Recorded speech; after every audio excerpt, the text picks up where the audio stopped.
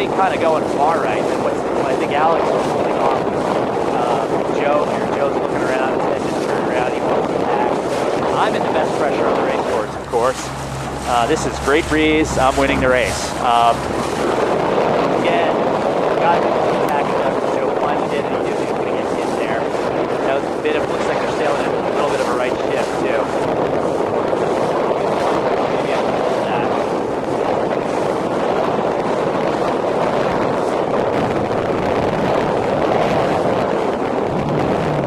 But Alex pretty much knows who the kind of the fastest sailor is out here. And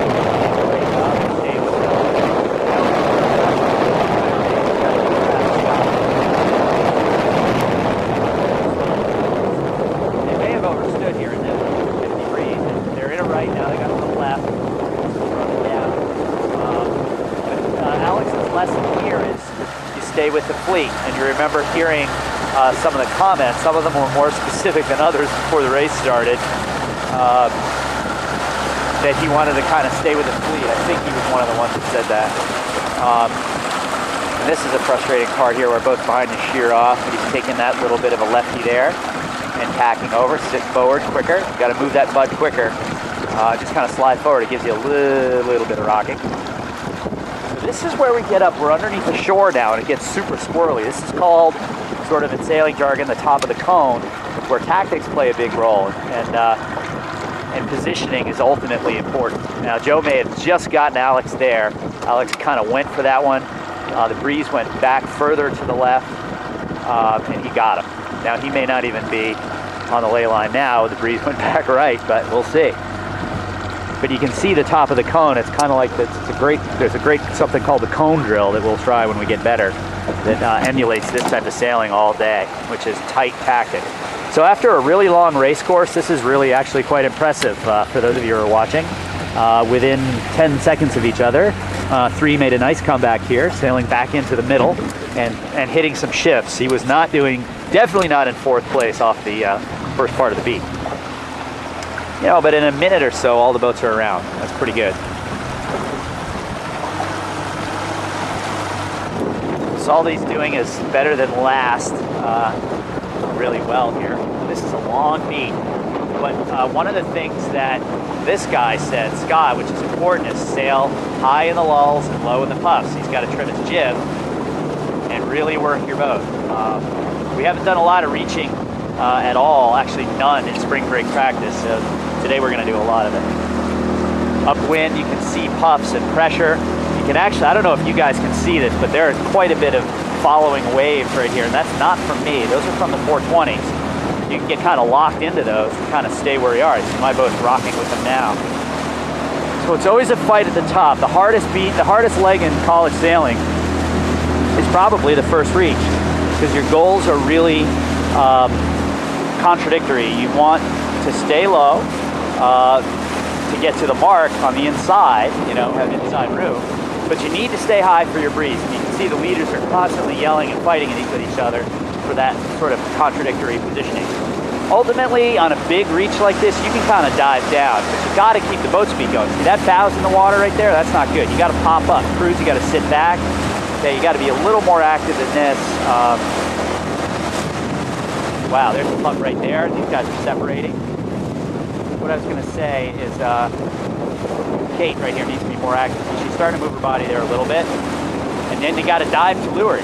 When you're in a position where 5 is and you got nothing to lose, you might as well in those big puffs go low, not that low, and work it, and then in the lulls come back up. You got to separate from 8 first to get your clear air.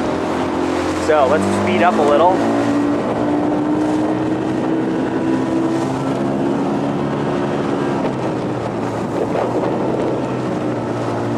Rocking there at the top of the fleet.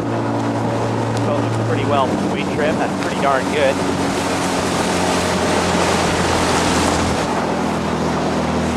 Dave's sitting way too far back in the lull, and for breeze, he's in the right spot. Now he's in the right spot. Now bear off, Dave. Bear off, Dave. Bear off. Pop that bow up the plate. Bear off. Don't go high. Go low. You're in third.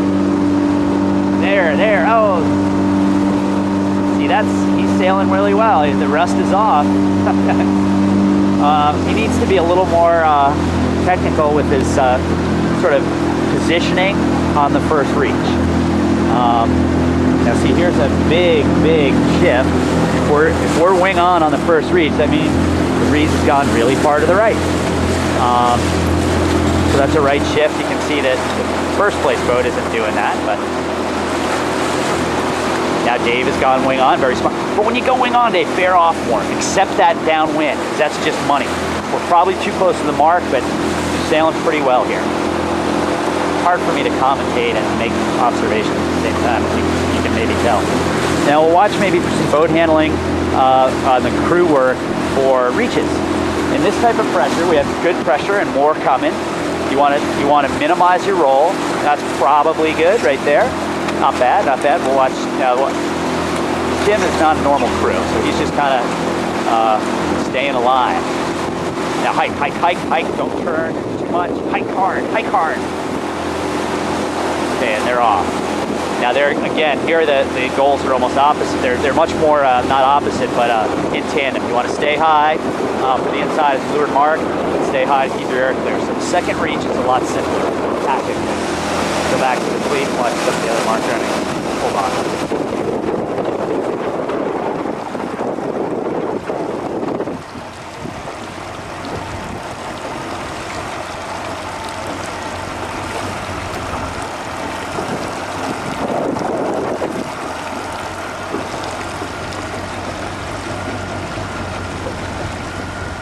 4 and 5 just didn't get that puff, didn't stay in it. A little bit of reaching work to do, as you can see. Because if you pan down the course, the seniors are gotta work that boat low. Gotta work that bow in these big, work it low in the big pressure. See, they're just following, they're not working the boat slow. By working low in the pressure, you can afford to head up more later. We'll go down to the leeward mark. I gotta show you one more thing. Here's bang tension 101. This bang is, let's go to a profile where it shows you the beach. The mainsail, see how it's wide open? That's way too little. The sails down here for you. So too loose a bang on both ends.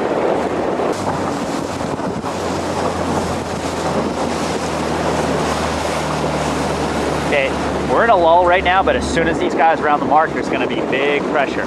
So now's the time before you learn on the leeward mark to start tightening your Cunninghams, making sure your centerboard's down, getting everything set to hike hard, because as you know, if you look upwind, which you should, you're going to sail into this, which is big wind. So that's pretty good there. Two pretty varsity mark roundings. These are the two guys who are starting for us tomorrow.